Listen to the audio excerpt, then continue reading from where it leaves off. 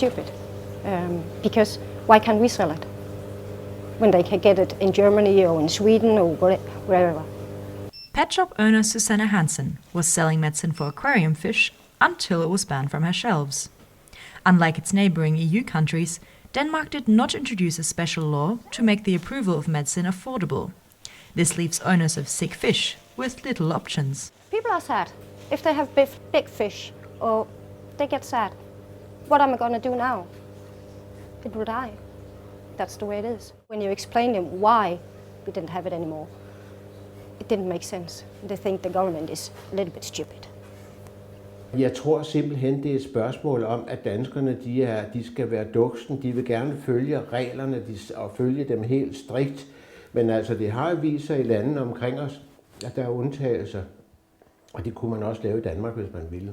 But as there are no exemptions right now, even vets have no legal access to medicine. Knud Stensborg is one of very few Danish vets with experience in fish, and has tried to advise the government on the issue before. I Sundhedsstyrelsen de tror, at det er antibiotika, de skal have til at behandle sygdomme, men det er det ikke. Det er bare nogle specielle kemikalier, som man har brugt i 100 år uden problem. This misunderstanding threatens the well-being of aquarium fish. Some people said, oh, it's just a fish, but the fish is suffering when they get the disease. Når de så forbyder medicinen, så bliver det umuligt for os, kan man sige, at drage omsorg for vores fisk, fordi vi har ikke medicinen. Så vi har tilladelsen til at have fisk, men vi kan ikke behandle dem. Og det er i mine øjne et brud på dyreværnsloven. Where other people have bookshelves, Flemming Jensen has fish. Breeding guppies and catfish in his living room as a hobby has made him very experienced in preventing fish from falling sick. For me, it's not a big problem, but for, let's say, an older guy who has just one aquarium and his fish grows sick, he probably will have a big problem with it because might not know where to get it, might not know what's wrong with the fish, and so actually it could kill his whole tank.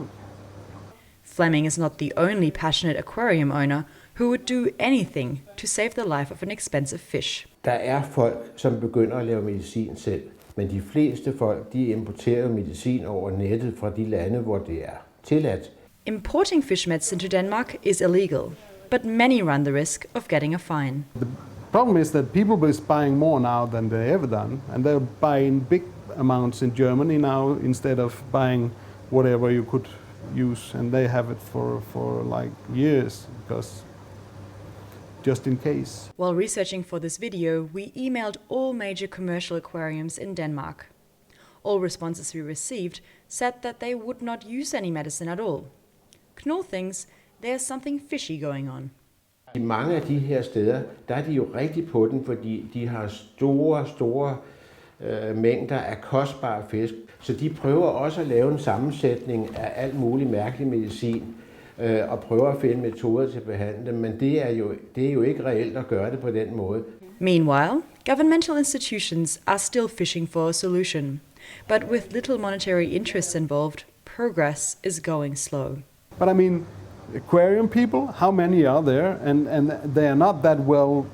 I mean, we have clubs and so on, but we don't have a lot of money to put in lobbyism. Lige for øjeblikket er der ikke ret meget bevægelse i det. Men jeg ved, at Fødevarestyrelsen og Sundhedsstyrelsen, de påtænker at tage et møde om det, for at prøve at finde en eller anden fornuftig beslutning.